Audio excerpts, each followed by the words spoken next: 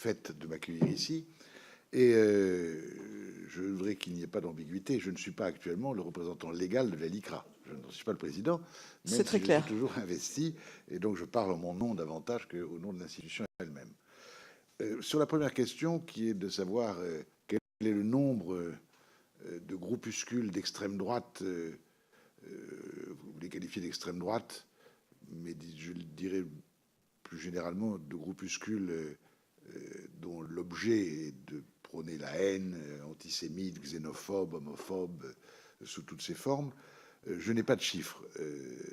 Je sais simplement que, et comme vous le savez vous-même, 74% d'atteintes antisémites ont été commises cette année par rapport à l'année dernière, 74% de plus, ce qui est considérable.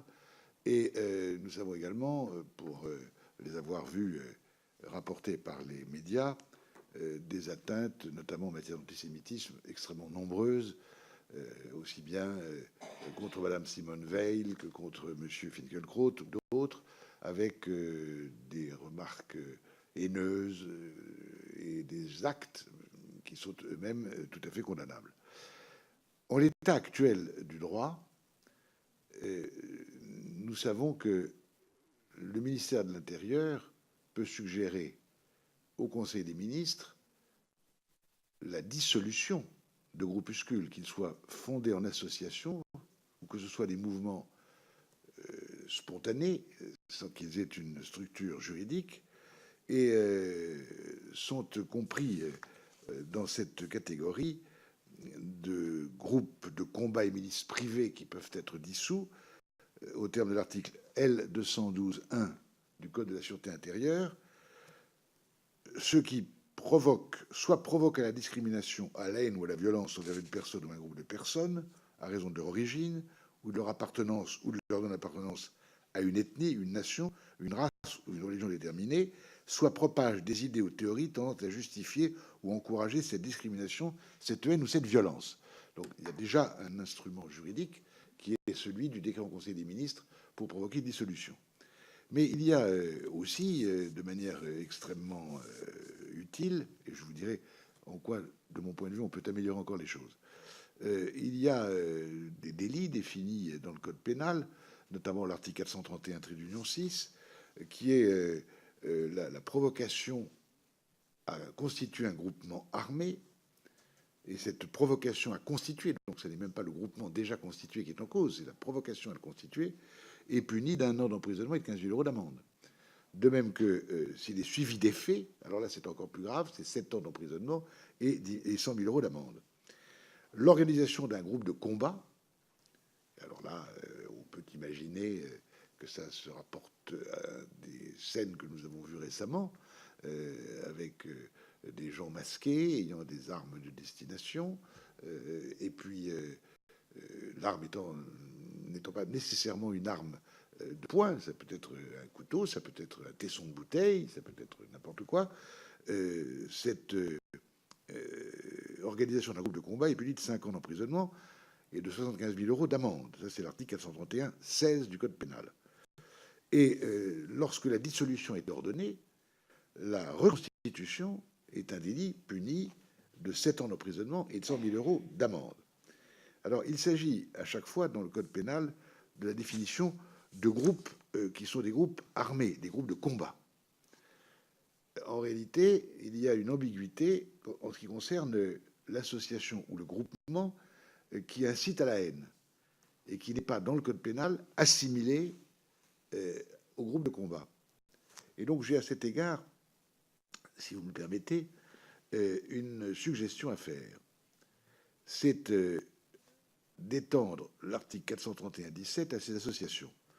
Et je me permets de vous indiquer, puisque c'est vous qui faites la loi, et qui, en tout cas, la proposez, je rappelle que l'article 431-17 dit « Le fait d'organiser le maintien ou la reconstitution ouverte ou déguisée d'un groupe de combat dissous en application de la loi du 10 janvier 1936 est puni de 7 ans d'emprisonnement, etc. » On pourrait allonger ce texte en disant « Le fait d'organiser le maintien ou la reconstitution ouverte ou déguisée d'un groupe de combat dissous ou d'une association ou d'un groupement visé à l'article 6e, au paragraphe 6e, pardon, de l'article L212-1 du Code de la sécurité intérieure est puni. On rajouterait ce membre de phrase. On ajouterait donc à l'idée que c'est un groupe de combat qu'on tente de réorganiser ou de reconstituer, on ajouterait ou d'un groupement visé au paragraphe 6 de l'article 212-1 du Code de la sécurité intérieure, qui, je vous rappelle, je l'ai cité tout à l'heure, parle de ceux qui provoquent la discrimination, à la haine ou à la violence. Et donc, ce serait une manière de faire tomber sous le coup de la loi ceux qui réorganisent, puisque la loi pénale s'interprète de manière stricte, et qu'en l'état actuel du texte, il est difficile de faire tomber sous le coup de cette pénalité les personnes qui essaieraient de reconstituer une association ayant pour but l'incitation à la haine, la violence ou les provocations à la violence raciste ou antisémite, ou xénophobe ou homophobe. C'est le premier point. Il y a, vous m'avez posé aussi la question de nos combats dans le cadre de la LICRA et de nos rapports avec le ministère public pour tout ce qui concerne à la fois les délits de la loi du 29 juillet 1881 et puis l'Internet. Il y a deux problèmes différents que je vais évoquer. D'abord, il faut savoir, pour ce qui concerne l'Internet, qu'il est très difficile d'obtenir spontanément de la part des fournisseurs d'accès ou d'hébergement la suppression d'un message à caractère antisémite, agressif, haineux, etc. Alors, quand le parquet intervient, en général, on peut s'imaginer que les choses vont se passer mieux.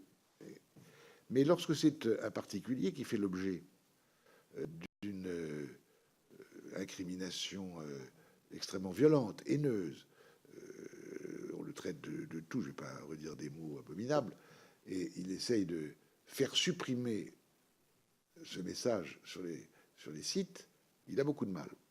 La loi de confiance en l'économie numérique de juin 2004 a prévu une architecture intéressante qui est la suivante. Le fournisseur d'accès ou d'hébergement est présumé innocent.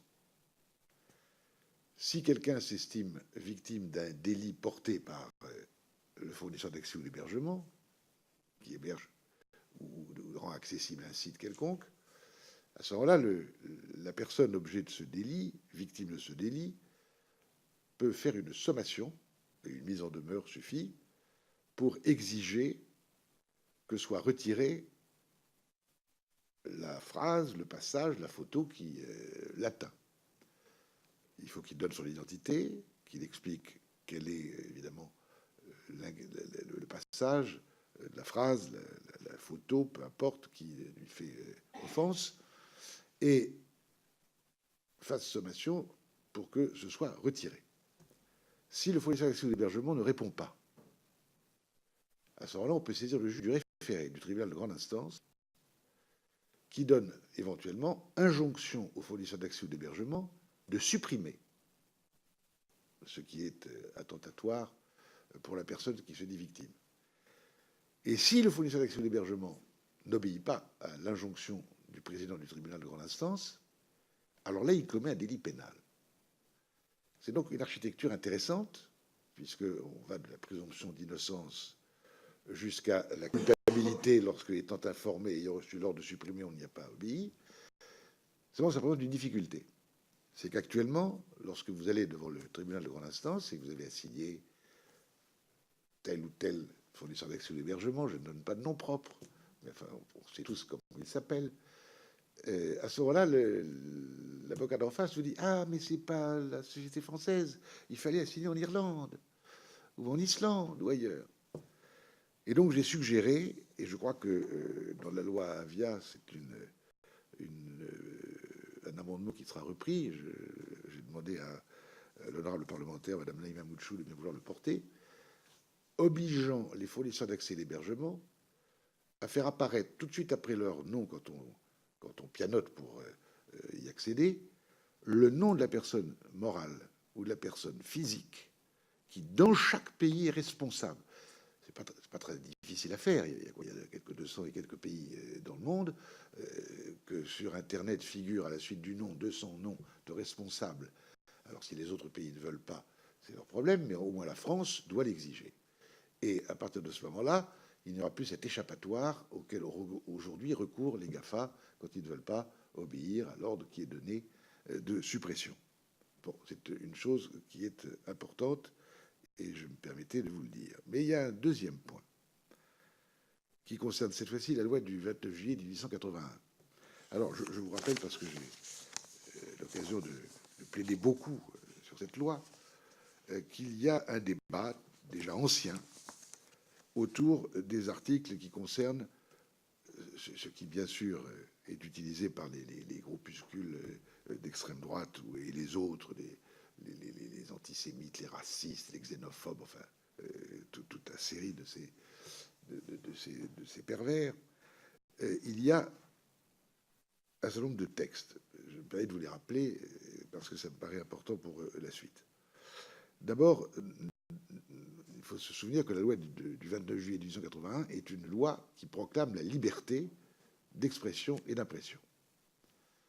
Tous les autres articles, après le premier article qui dit ce que je viens de dire, définissent les exceptions à cette liberté ou ce qui ne veut pas dire au nom de la liberté.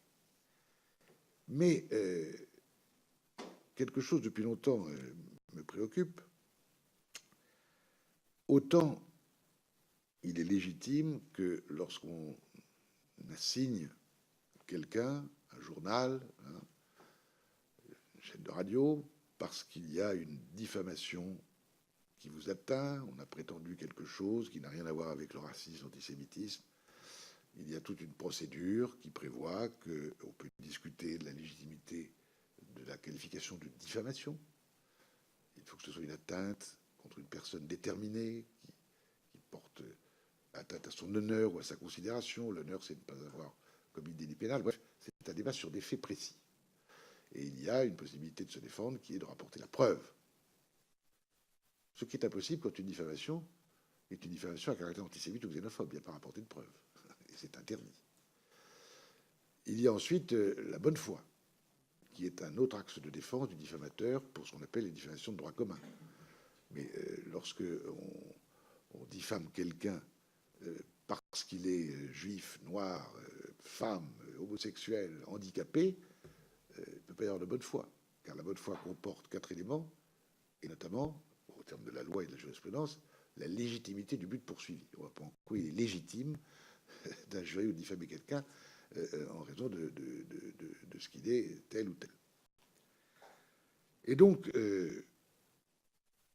ont été ajoutés à la loi 81 au fil des années un certain nombre d'articles.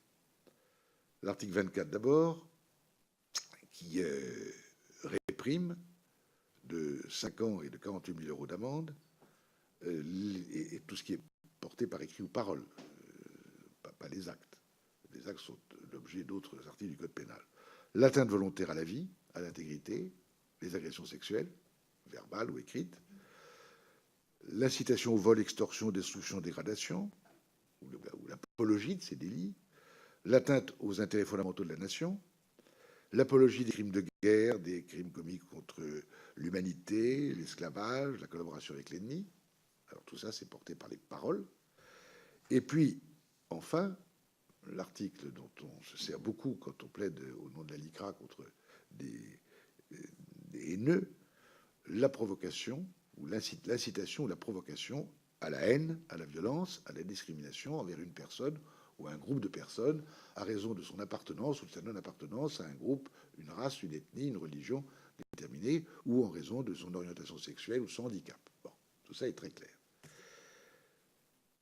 Il y a ensuite un autre article, qui est celui de la loi Guessot, le 24 bis de la loi de 81, qui est le négationnisme. Le fait de nier la réalité de ce qui s'est passé pendant la Deuxième Guerre mondiale et qui a fait l'objet de condamnation par la juridiction de Nuremberg. C'est donc nier ce qui a été condamné par une juridiction internationale, qui est un délit.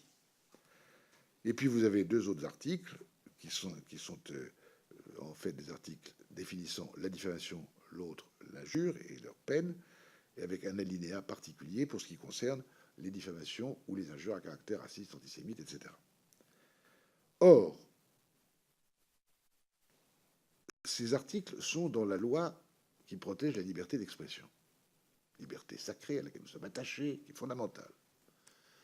Mais en vertu d'une sorte d'imposture, les négationnistes, les diffamateurs professionnels, je pense notamment, et là je vais le citer, à M. Soral, j'ai plaidé contre lui il y a peu de temps, en audience publique, dont je ne trahis aucun secret, qui était poursuivi légitimement parce qu'il avait dit des époux Klarsfeld, dommage, le travail n'a pas été achevé. Il faut quand même être assez monstrueux pour écrire des choses, dire des choses pareilles. Et ça se passe, ce genre de procès, dans une enceinte tout à fait estimable, où j'ai eu l'occasion, depuis 40 ans, de plaider des dizaines de fois, qui est la 17e chambre du tribunal correctionnel ou civil de Paris, qui est la chambre de la presse. Et il est naturel que cette chambre soit extrêmement vigilante sur la liberté d'expression, et en même temps, la loi de 81 fait bénéficier ces délits que j'ai évoqués des précautions procédurales qui s'appliquent à la liberté d'expression. Seulement, de mon point de vue, il y a là quelque chose de tout à fait confus. Ce qui est de l'ordre de la haine véhiculée par les mots et qui ne peut justifier d'aucune preuve, d'aucune bonne foi, ce n'est pas la liberté d'expression, ce sont des actes. Les mots ne confèrent pas l'immunité aux propos qui sont tenus. Et dans ce domaine. Et j'ai des conversations avec des amis que, de manière un peu humoristique, j'appelle les intégristes de liberté d'expression, qui ne veulent pas entendre ce que je préconise, qui est de faire sortir de la loi de 1881, sans rien changer au texte, les délits que j'ai évoqués tout à l'heure. Il suffit de créer un nouveau sous-titre dans le code pénal, là où figurent les atteintes volontaires à l'intégrité de la personne, c'est sur les articles 222, 18 et autres, et il y aurait un nouveau sous-titre intitulé « Les atteintes à caractère raciste, xénophobe, homophobe, antisémite, négationniste », et on retirait les articles qui s'appellent 24 ou 24 bis alinéa 6 pour en faire des articles 222, 18, 4, etc. Je me suis permis de faire une lettre à Madame Mouchou, que je connais bien, honorable parlementaire, mais je vous la remettrai si vous voulez pour que vous puissiez voir avec les numéros que je suggère pour faire cette extraction de la loi 81. Quel serait l'intérêt? D'abord, rappeler que nous ne sommes plus en face d'une liberté, mais et même pas d'un abus de cette liberté, nous sommes en face d'actes de haine et d'actes qui sont délictueux. Les mots ne confèrent pas l'immunité, je dis, et je vais le prouver très simplement. Le harcèlement sexuel ou moral dans l'entreprise, c'est avec des mots. Le chantage, c'est avec des mots. L'escroquerie qui consiste à faire croire à quelqu'un qu'il va gagner beaucoup d'argent, ce sont des mots. Et par conséquent, les mots ne confèrent pas, encore une fois, une sorte d'irresponsabilité ou d'immunité à la chose qui est dite. Il y a des mots qui sont en réalité aussi violents, avec des répercussions aussi graves que le sont des actes de violence physique. Et d'ailleurs, le code pénal, dans les articles qui répriment les violences faites aux personnes, mettent sur le même plan les violences physiques et morales. Donc je ne suis pas en train de prôner un changement du droit, mais simplement remettre dans le droit commun les articles qui, pour le moment, bénéficient de cette espèce de prestige et de précaution que donne la volonté légitime et essentielle de protéger la liberté d'expression. Il faut les ramener là où ils doivent être, c'est-à-dire dans le droit commun. Ils ne doivent pas échapper à la prescription commune, même si aujourd'hui, alors que la prescription des diffamations ou injures envers les personnes est de 3 mois, elle a été portée à 1 an pour ces atteintes particulières. Mais je ne vois pas pourquoi ça ne serait pas de 6 ans, comme les autres délits de violence. Et puis pourquoi la récidive ne serait pas automatique, alors que si elle est en principe possible pour ce genre de délit, elle n'est jamais appliquée.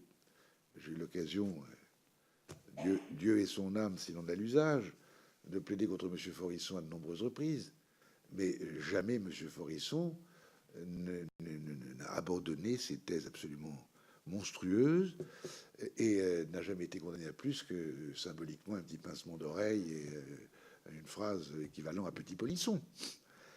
Alors, j'exagère dans mon propos, Madame la Présidente. J'essaie de faire qu'il ne soit pas trop lourd à entendre, mais il est profondément sérieux. Et je ne vois pas pourquoi il ne serait pas appliqué une loi qui est ce qu'elle est, sans la changer, et qui permet, en effet, puisque si les délits de diffamation et d'injure envers particulier ne tombent plus sous le coup d'une menace d'emprisonnement, c'est fini. En revanche, ça existe toujours pour ces délits-là, et ça n'est jamais appliqué. Et c'est la raison pour laquelle j'insiste beaucoup sur ce point. J'insiste d'autant plus que nous savons, c'est un écrivain qui disait cela à Madame, c'est dans le courrier de campagne de Jean Bernanos, à Madame, savons-nous à la longue quel mal peut sortir d'une mauvaise pensée et quel mal peut sortir davantage encore d'une parole terrible. Et c'est quelque chose qui est présent aujourd'hui dans notre société en permanence. Il n'y a qu'à voir, effectivement, sur les réseaux sociaux, ce qui se déchaîne aujourd'hui. Nous avons donc d'un côté la possibilité d'atteindre par ce qui est l'état du droit actuel, mais avec la modification que j'ai suggérée sur les associations prônant la haine et la discrimination, en les assimilant à des groupes de combat, dans l'article que je citais tout à l'heure, et puis en replaçant dans le droit commun les délits particuliers d'incitation à la haine, à la violence raciste par les mots, les paroles, les écrits, qui aujourd'hui bénéficient de trop d'indulgence. Vous savez, l'idéal, c'est d'arriver à réduire au silence, non pas par la mort, mais lorsque Georges Izard, mon auguste confrère de l'Académie française, qui est mort au moment où moi j'arrivais au palais, avait plaidé après la guerre pour Paul Claudel contre Charles Maurras. Il a fait une plaidoirie admirable. Il avait rappelé les mots de Maurras. Maurras disant Monsieur Schrammeck, nous vous tuerons comme un chien. Schrammeck, l'ancêtre de celui que nous connaissons bien aujourd'hui. Il avait rappelé des phrases terribles de Maurras demandant qu'on aille chercher sur la Côte d'Azur à telle adresse le père de Roger Stéphane, Monsieur Worms, qui a fini à Auschwitz. Et il avait dit cette phrase dans sa plaidoirie, ce ne sont pas des phrases écrites au hasard, car l'écrivain devant la page blanche savait à quoi il mènerait sa victime lorsqu'il l'aurait noirci.